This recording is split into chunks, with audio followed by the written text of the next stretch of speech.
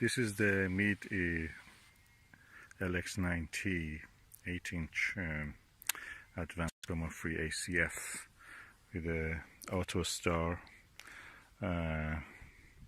auto guide, which is a talkie version. And now is doing I've leveled it using my mobile phone and also True North. It found the True North for me. I've attached the Velcro on the back of this and the side, so I can attach this if I want. I'm not going to use that thing for here. There's a clamp, and I'm not going to enter. There's no point it. So it's searching now for the Star Vega. Of course, I've not attached anything yet.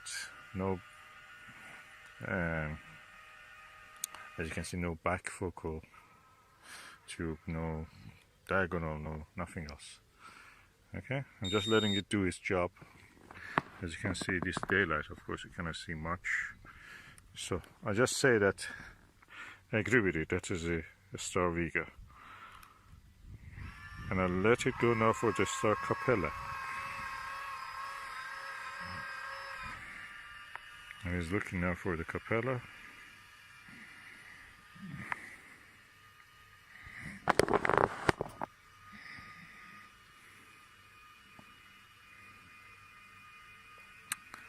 Of course, if it was in the night time, I would have actually tried to see if it is really in center. I would train it and other things.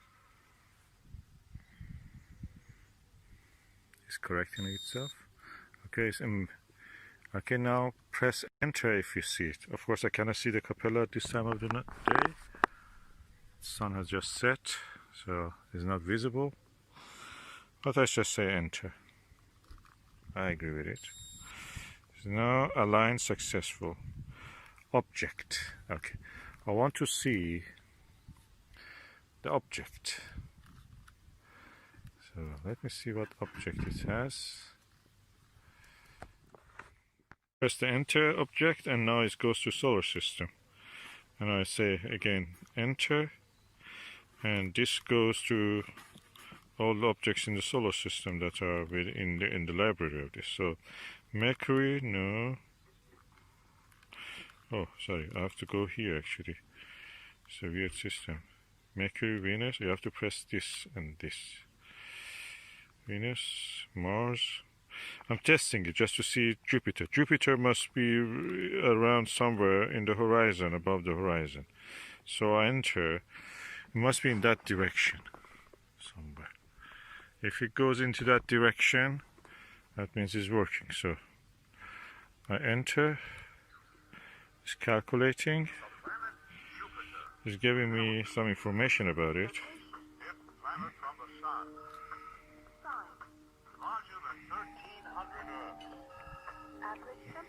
Minus 110 degrees Celsius. Moon. 63 discovered so far. Nickname. The King of Planets. Okay, very basic stuff. Distinguished by its giant red spot, thought to be comprised of a raging storm of hydrogen and ammonia. So it says it's minus 5 degrees behind the horizon, or is under the celestial equator. Let's see anyway. Impressed by its colossal size, ancient Roman astronomers named the colorful behemoth after their primary god, Jupiter, or Jove. Later philosophers attributed happiness to the planet. It's not reason, so it doesn't tell them to me. Oh, I've not entered the correct time, by the way. It says 3:10 a.m.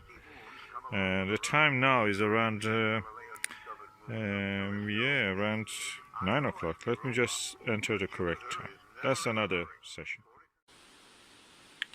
This is inside of the Meade LX9T.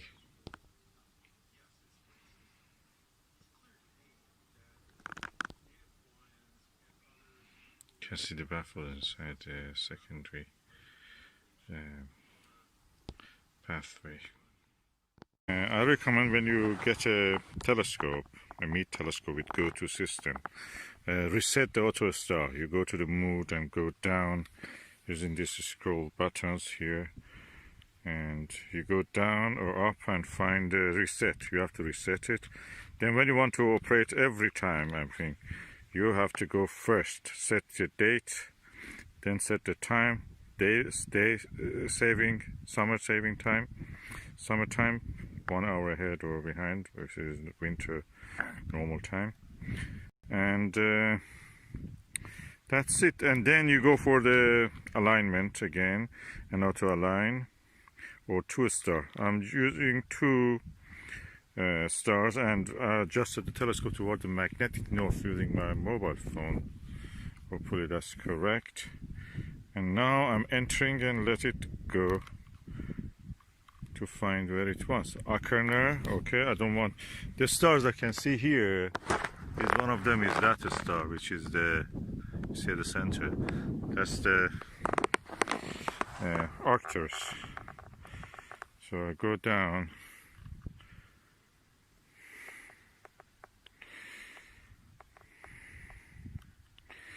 To find the Arcturus.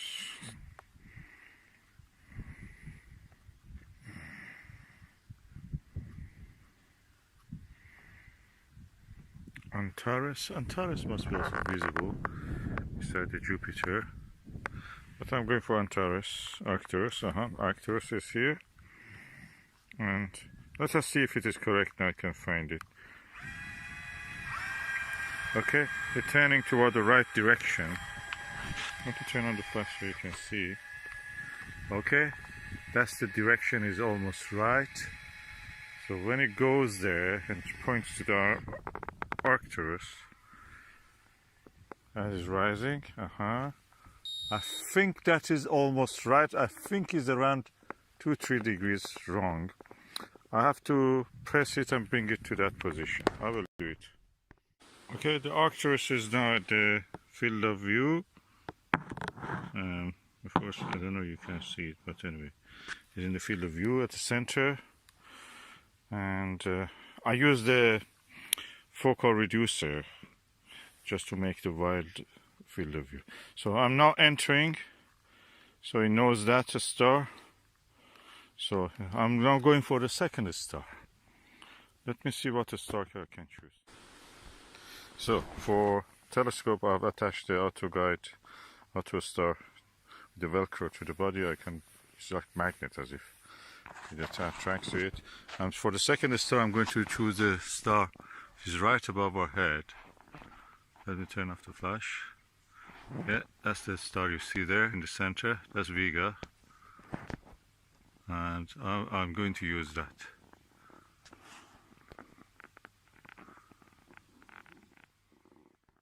I've not chosen the star Vega. The easiest way is not to go alphabetically A, B, C, D in the name of the first letters of the stars. Go upward, scroll upward, and reach from the end to the beginning. So I'm now going to enter this, and the telescope will start to slew toward the target, as you may be able to see.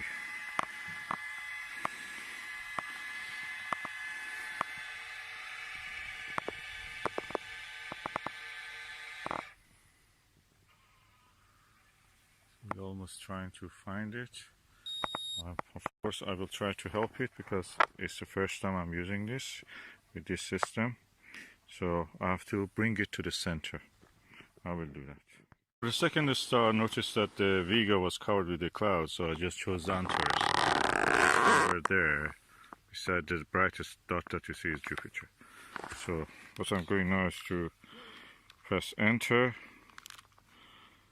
and this is calculating. Alignment successful. I'm now going to choose the object. So I press enter again. Solar system, and this is going to Mercury. I want to go for Jupiter, so I'm going down. Venus, Mars, Jupiter. Okay. If I enter now, this will go to talk about it. I don't want talk because I've listened already to that. I want it to go to Jupiter. So yeah, dead center. Dead center. We have the Jupiter dead center. Auto align successful. Minus 110 degrees Celsius. 63 far.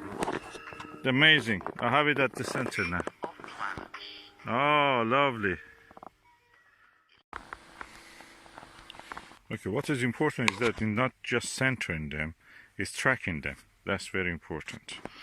So I may later try to do some astrophotography. I'm just learning this system, how it is, and I'm really enjoying it. I'm now watching the M22, the globular cluster in the Sagittarius, which is somewhere there. The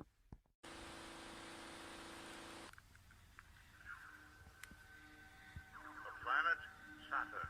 An elephant.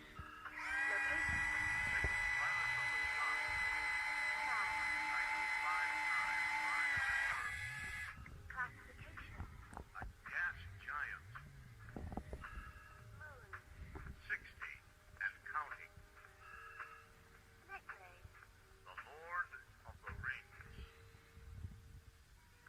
Second in size only to Jupiter, Saturn is the farthest planet from the I asked the telescope to find me the Ring Nebula, Messier 57, and it found, for the first time I'm seeing the Ring Nebula.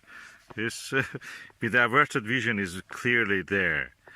And oh, I'm so excited. I love this telescope. That's such a good piece of kit. Oh, exciting.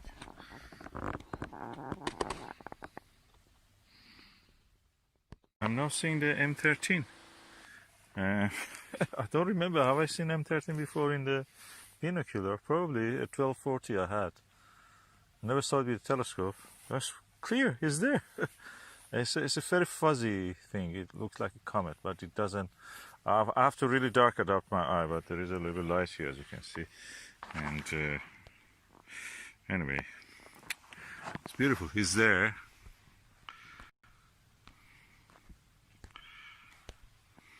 It's somewhere there, as you can see, the Arcturus, somewhere it was. Anyway, interesting. M13 in the constellation Hercules. Okay, I'm using the Meade LX9T, and of course I'm going through a tour. Is now going into M5, Messier 5 is a globular cluster in the Ophiuchus constellation. What I was noticing is that when I was using this is that when I need to, when you want to look through the eyepiece, you need to hold your hand somewhere and just be sure that you can keep your head at a good distance from the eyepiece. So these handles come useful, very good for that. Always wondered, because they are not good for carrying or lifting the telescope. For that, I don't think they have done a good design. It's not clear where you have to hold it to lift it. These ones are not really for lifting. But anyway, you can use it, but they're not designed for that. I think the design is just for holding it when you're observing. And it's very sturdy, actually. When you hold it, no vibration in the eyepiece. That's amazing. I love this setup. I think the secret of my success with observation of many of the faint fuzzies, nebulas, and deep sky objects was that I put this Celestron, or we can use Meade. Meade one is a little bit, I noticed, is too more, shows the secondary mirror too much. But this Celestron one is alright. And if you use Antares, that will be also alright. This focal reducer actually made the field of view wider, so when I'm looking at the faint fuzzies, which are, big, I mean, can be up to 2-3 degrees in the case of the Andromeda galaxy. If you look at with a narrow field of view, you will not see the contrast between the darkness of the sky and the brightness of the faint fuzzies. So this actually increased the field of view, and I could discern them against the background of the sky, and I think that was the secret for that. This was really good. Get a focal reducer to use with. Of course, you can remove this if you want to. For planetary viewing, it probably is better to remove it, or use a Barlow or a low magnification lens, just to see the more details that is visible in the case of the planetary objects like Jupiter and Saturn, which are now in the sky. And for other things, for very wide objects like the faint fuzzies, nebula clusters, and all the things, it's better to have the focal reducer. So we have almost 2 degrees here. This is 10 millimeter. I had 40 millimeter last night, and this 40 millimeter, and with this focal reducer, the widest possible field of view was around 2 degrees, which is really good for moon widths you could see. And that's the secret, I think, to using this comfortably with a good amount of the visibility.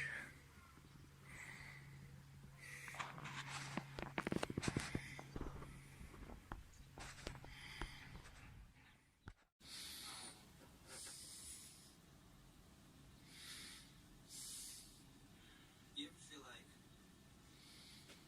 someone else's feelings about something are so loud that you can't even hear your own? Yes, I do.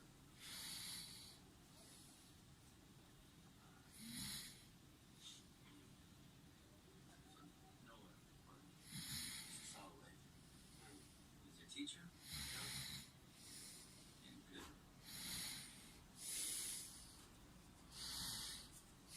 It's fucking great, actually.